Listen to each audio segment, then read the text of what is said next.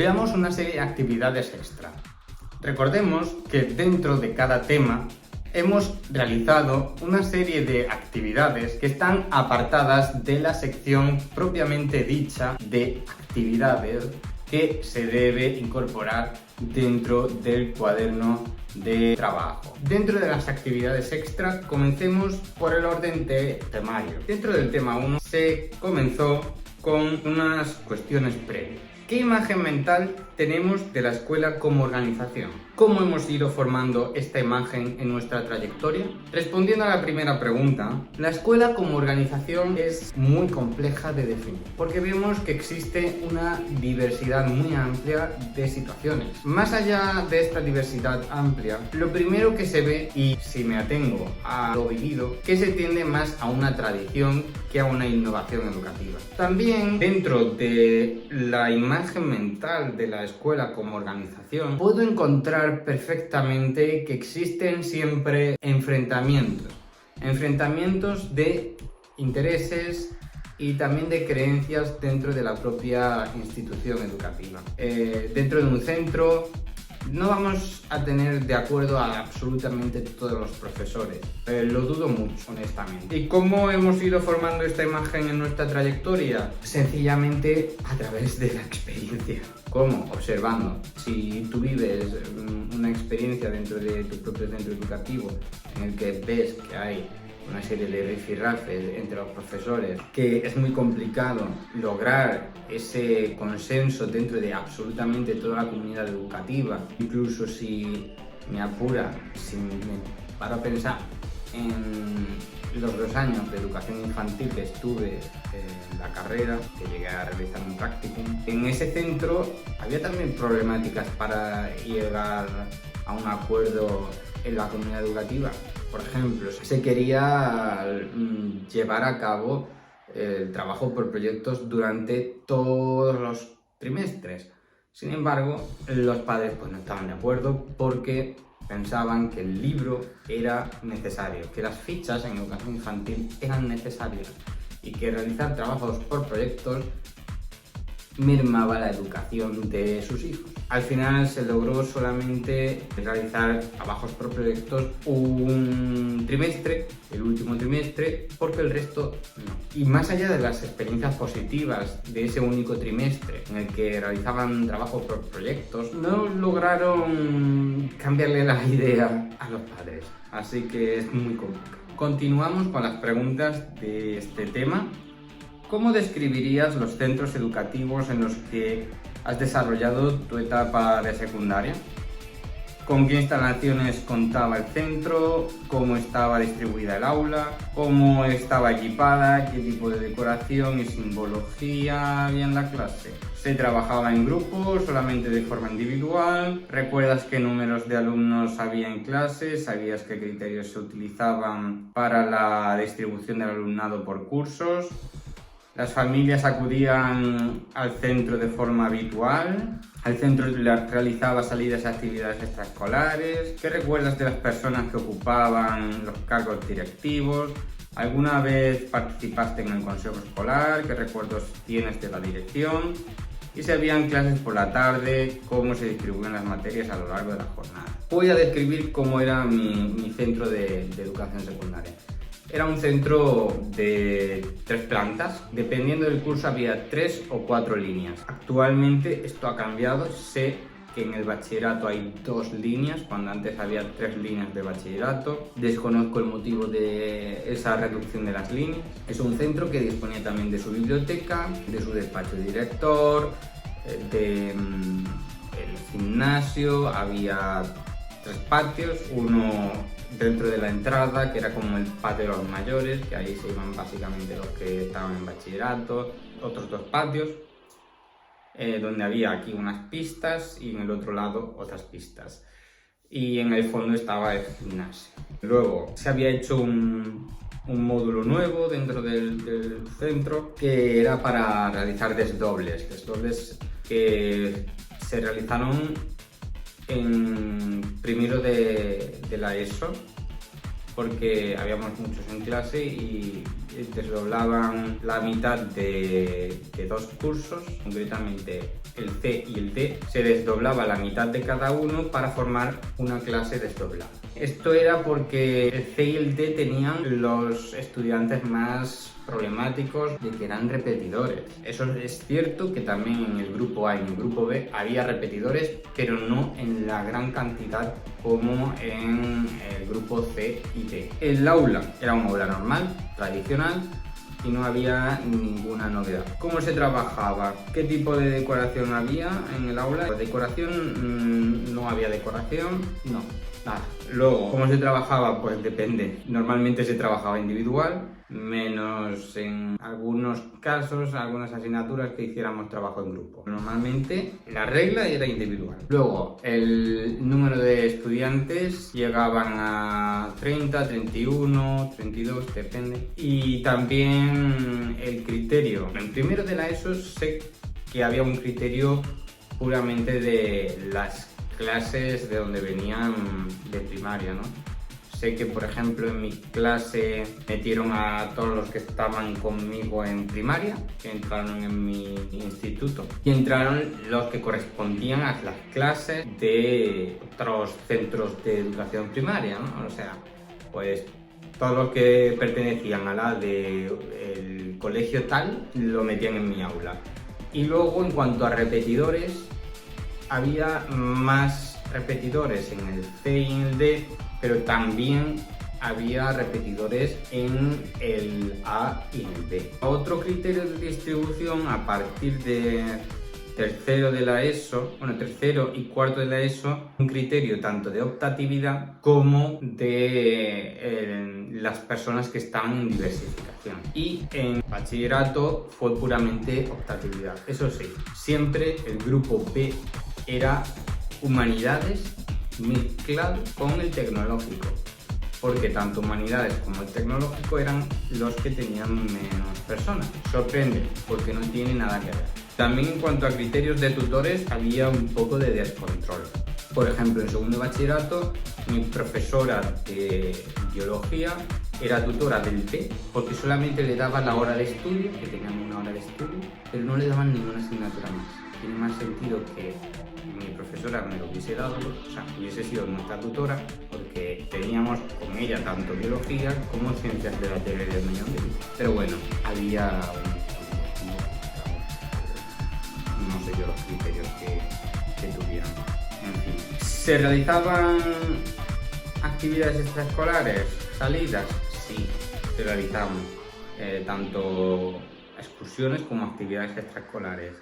También acudían las familias. Yo no veía mucha participación de la familia, la verdad. Es cierto que la participación en cuanto a ir a la propia tutoría, pues vale. ¿Qué recuerdos tengo de las personas que ocupaban los cargos directivos? Aquí tengo que decir que a mí me pilló en mitad de toda mi educación secundaria. A la mitad, es decir, en cuarto, cambiaron de la dirección. Cuando ya pasé a primero de bachillerato, la dirección era distinta. En este caso, la primera dirección, antes de haber un cambio, era una dirección buena, había mucha coordinación entre ellos, tenían muy buen rollo, había muy buen ambiente entre los diferentes miembros del equipo directivo, pero cuando cambió al siguiente equipo directivo se notaba que hasta los propios miembros del equipo directivo tenían opiniones diferentes. Se podía palpar en el ambiente y se podía también ver en que precisamente duraron solamente la primera legislatura, ¿no? del equipo directivo. Se quitaron. Muchos profesores que decían que estaban contentos con mi centro educativo y que decían que nunca se irían a otro centro educativo, se cambiaron. Y creo yo que fue porque mi centro acabó en detrimento. Hay una actual dirección, un equipo directivo que es totalmente diferente a los que yo viví. Entonces ya no sé cómo está actualmente el centro. Me hubiese gustado mucho realizar allí las prácticas, pero lo desconozco. Yo creo que puede estar bien porque sabiendo los profesores que son, que los conozco, menos a una profesora que es nueva, yo lo veo positivo. Creo que puede haber cambiado a mejor. Alguna vez participé en el consejo escolar, No. Había clases por la tarde, sí, había nocturno. ¿Y cómo se distribuían las materias a lo largo de la jornada? No lo sé. Yo sé que tenían ámbito. Está el ámbito científico-tecnológico, el ámbito lingüístico y esas cosas. Pero no sé yo cómo estaba estructurado el nocturno. Dentro del tema 2, realizamos una actividad sobre el informe PISA y cómo nosotros, desde el equipo de orientación, podríamos solucionar ese déficit de competencia digital lectora, ya que había muchos sesgos. Aquí quiero detenerme y también poner mi opinión más allá de la propia entrega del trabajo que ya realizamos.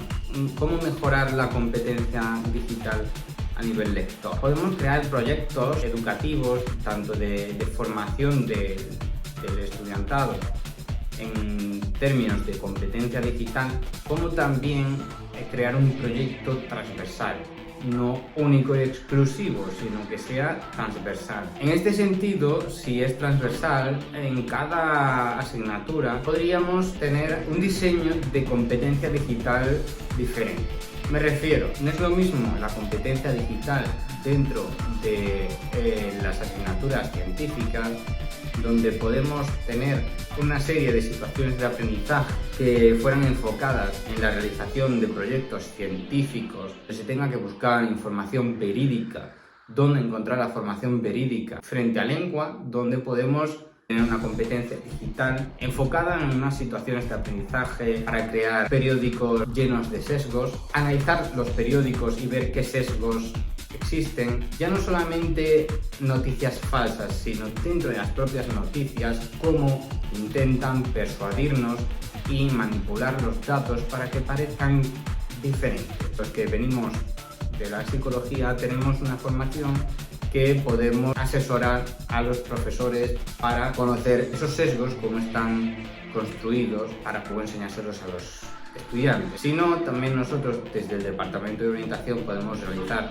una charla sobre estas cuestiones, continuando con la competencia digital en cada asignatura o incluso en cada ámbito. Dentro del idioma podríamos ver cuáles son las traducciones del digital que sean verídicas, qué traductores podemos utilizar que sean fiables, en qué páginas web podemos aprender idiomas que sean fiables, cómo contrastar información sobre idiomas en el ámbito de la historia, de las ciencias sociales en sí.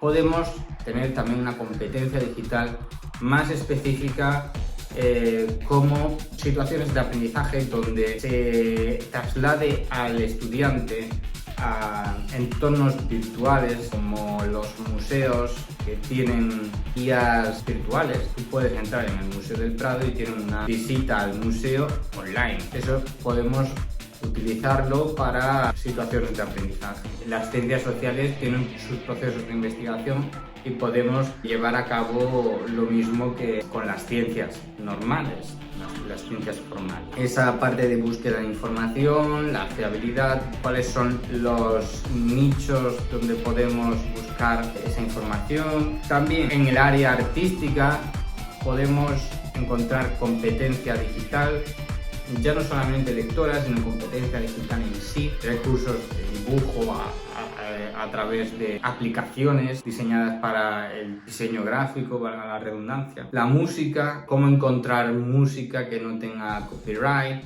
Esas cuestiones que también es competencia digital, más allá de la competencia digital lectora, enriquece el propio proceso del uso de Internet en líneas generales. En el tema 3, sobre la ordenación de las enseñanzas académicas, vimos una cuestión sobre la nueva formación profesional básica. Concretamente, sí pensábamos que el que salieran con 2 títulos, uno sobre formación profesional básica y otra de la educación secundaria obligatoria, podría acarrear problemas de comparación entre el alumnado. En este caso, sí.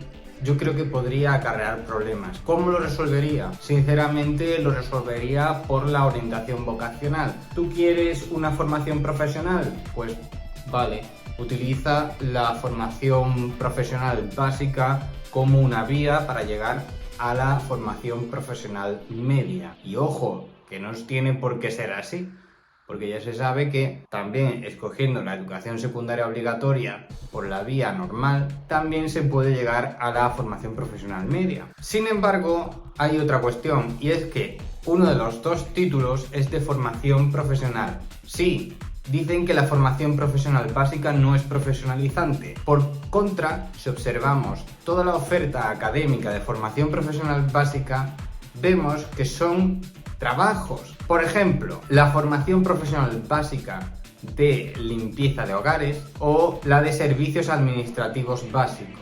Son formación profesional, igualmente profesionalizante, aunque lo maquillen como que no es profesionalizante por formar parte de la educación secundaria obligatoria. Por tanto, yo creo que la deberían de separar. Deberían de poner la educación secundaria obligatoria apartada de la básica. Si quieres terminar la educación secundaria obligatoria, termínala. Si quieres la formación profesional básica, utiliza ese medio, pero no vas a acabar con dos títulos, solamente el de la formación profesional básica. Es injusto que si no has terminado la educación secundaria obligatoria, acabes con un título de la ESO. Justamente cuando si haces la formación profesional básica, estás con una formación que, aunque te digan que no es profesionalizante, puede ser profesionalizante, porque además el marketing que los centros realizan es de una formación profesionalizante. Se llama formación profesional, el propio nombre lo indica.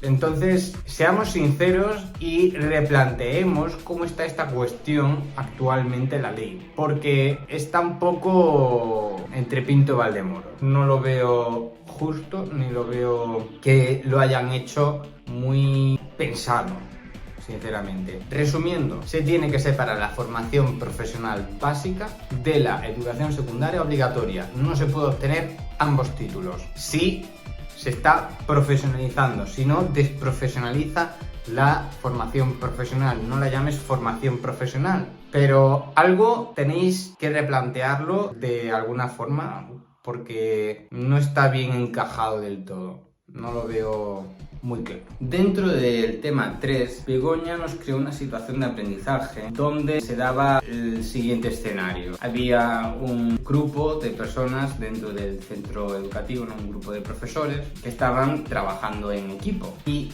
había problemas con una persona concreta que no estaba alineada con el propio trabajo en grupo. Todo lo que se le demandaba no lo tenía a tiempo, no lo presentaba. Las actividades que esa persona tenía que poner no las presentaba. Esto vino a, no recuerdo si era al equipo directivo o si era al orientador. De todas formas, nosotros como orientadores, ¿cómo lo podemos solucionar? Yo hablaría en privado con esta persona y luego con cada persona también dentro del equipo de trabajo. Al final detectaría cuáles son las brechas dentro de aquello, donde teníamos que enfocarnos, porque podríamos pensar que lo que vemos es lo que es, pero no. Esto es como la punta del iceberg. Lo que vemos puede ser parte de una problemática mayor. Se logra conocer precisamente ahondando más y preguntando a cada persona.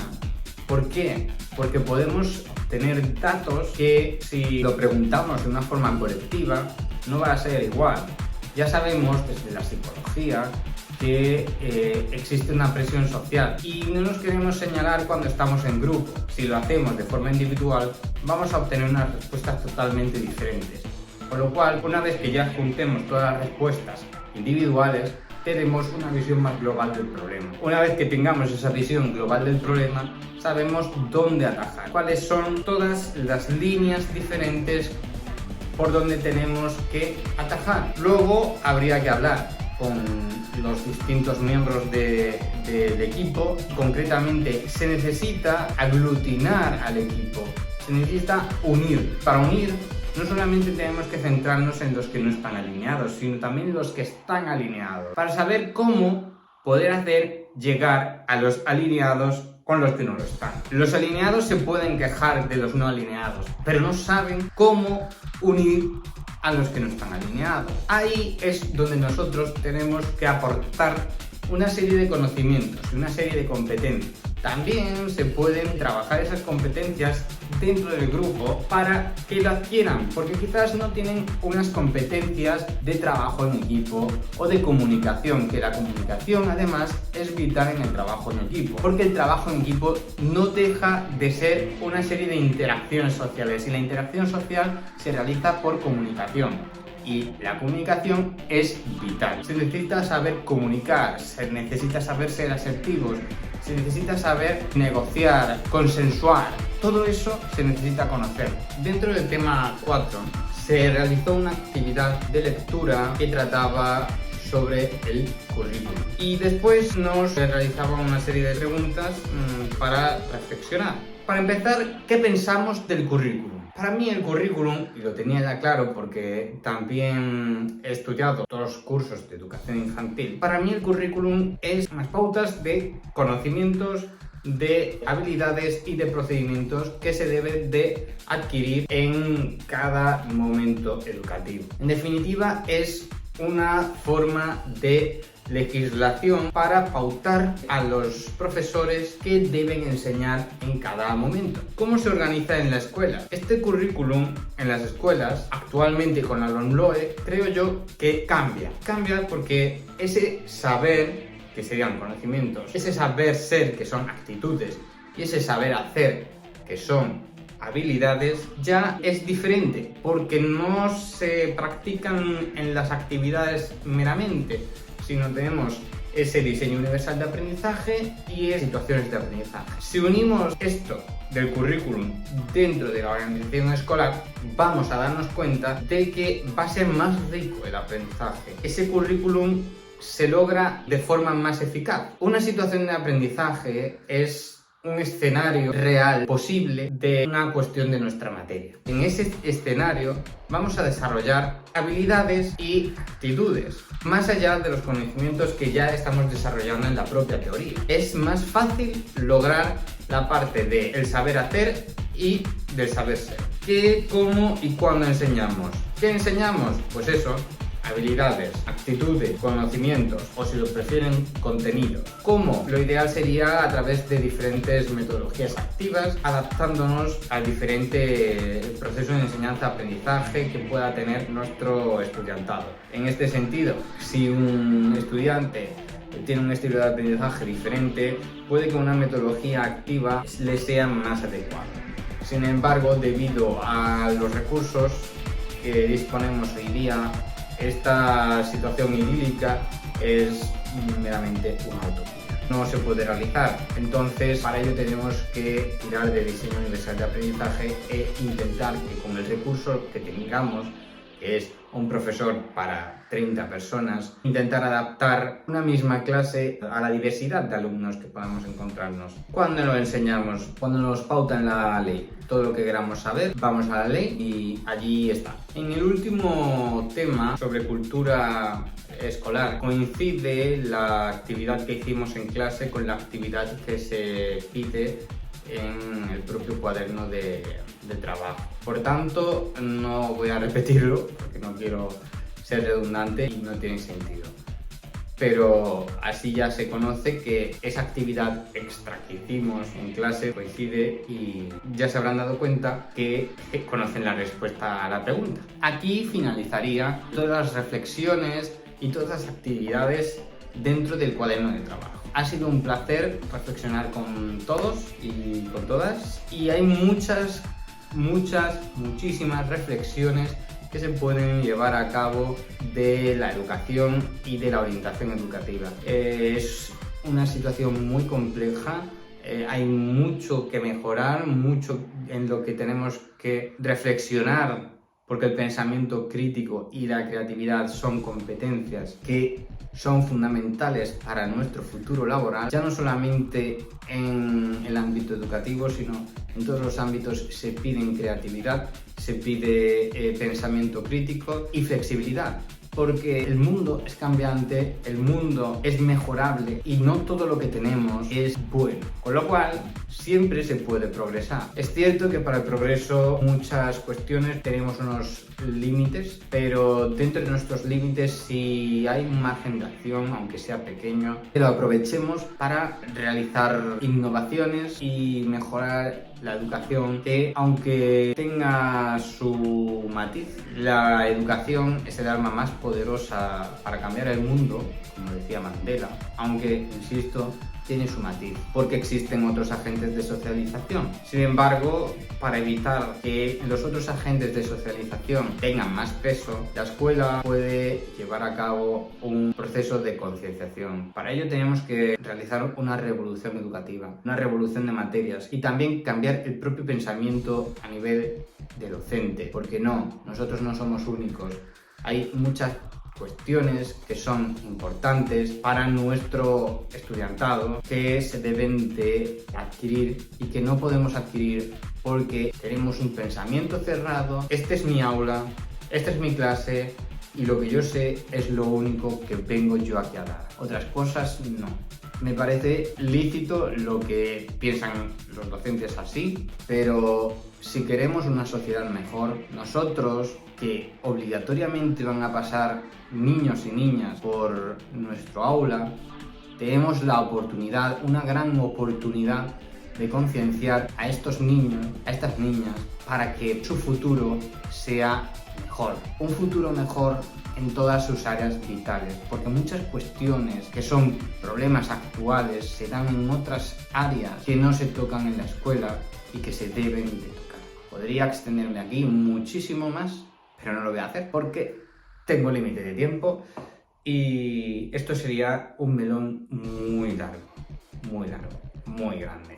Así que encantado y muchas gracias por